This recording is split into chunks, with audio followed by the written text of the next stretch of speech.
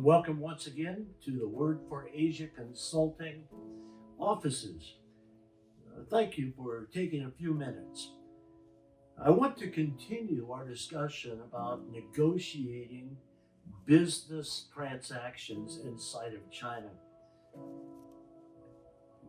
We normally, in the West, feel that the most effective way to get something done is to find the decision makers, bring them together, and let them transact the business. In the West, that is most frequently the way things can happen. Not so in China. Leaders, top leaders, seldom cement business deals. And in fact, true leaders, i.e., decision makers, usually aren't the ones negotiating the entire transaction. Let me use an illustration which I heard from a very trustworthy source. In the previous administration, when President Trump had just come into office, he invited Xi Jinping to come to his palatial home. They evidently had an splendid banquet. I wasn't invited. Enjoyed themselves. I think it was in Florida. And after dinner, after a day or two together, President Xi Jinping said to President Trump, "We are now good friends. If you ever need something, just call me. We can talk."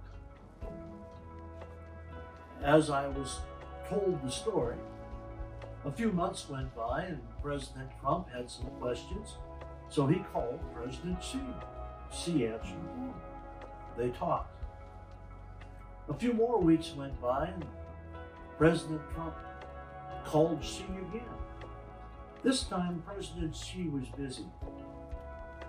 You see, Mr. Trump, through no fault of his own, did not understand or had not been counseled or didn't listen to the counsel that that's not how you do business in China.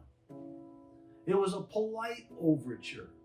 The first time you meet, we're friends. The second times, we're good friends. The third time, we're good old friends.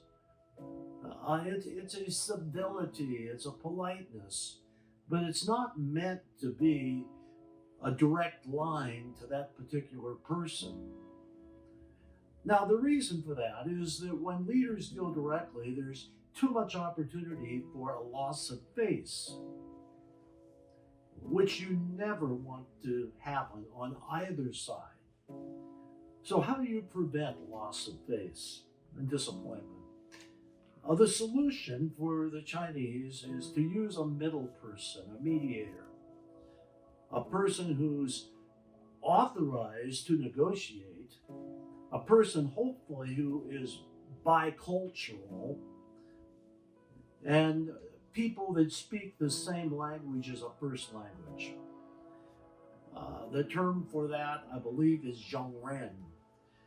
And so many times you go to a banquet, you chit-chat, perhaps the subject of business comes up, but Westerners are often frustrated. They say, we didn't really get down to business after 2.5 hours of toasting and eating and sharing and laughing and talking. But many times after the banquet, if there's a tight schedule and you can't stay for a day or two, the zhongrens will get together while the leaders go to bed. And the real work gets done. Understanding this is key. And so negotiations can be an elongated process. And I don't have any book for this, but just based upon my 2 decades of personal experience, here's how I see a contract happening. First, you make friends. You may have to make friends not only with the decision maker, but their boss and people who work closely with them. This may take 2, 3, 4 trips. It might require hours. First, you make friends and you do business. Then there's permission for the two Zhongren, the two middle people, to come together and work through the sensitive details. This may include finances, communications channels, what can be done, what can't be done.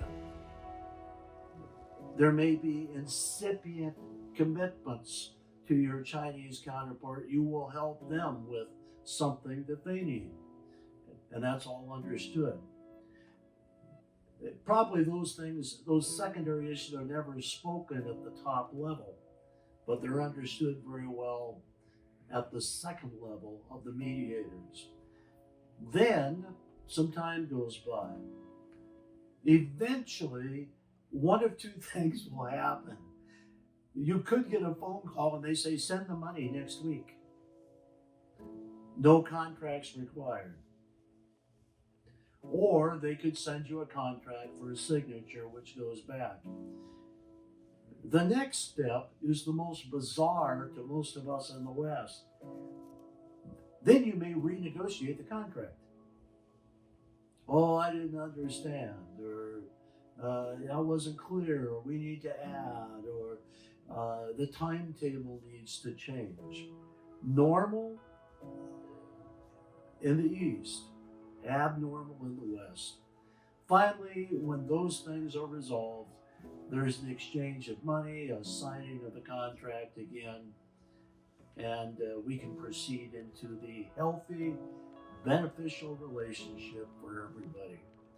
So, my counsel to you, if you don't have a good middle person, don't use Google Translate.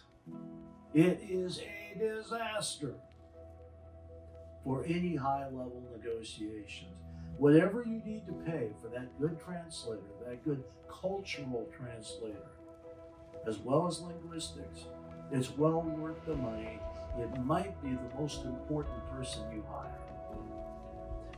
Here at Word for Asia, we would be happy to chat with you about any questions you may have.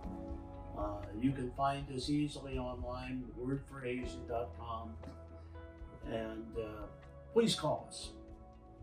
Have a great day.